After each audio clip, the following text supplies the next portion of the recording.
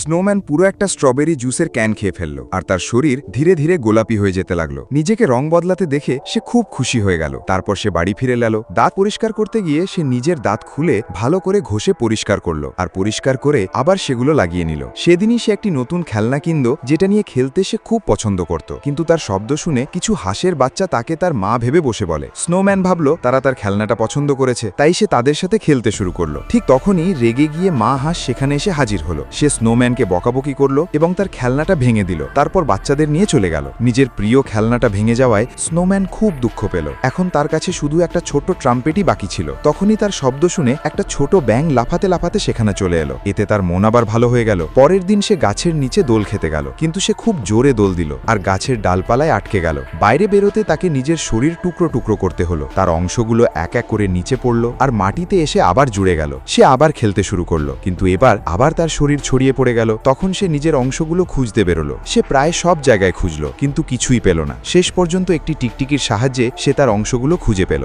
আর সে খুশি মনে আবার নিজেকে জুড়ে নিল।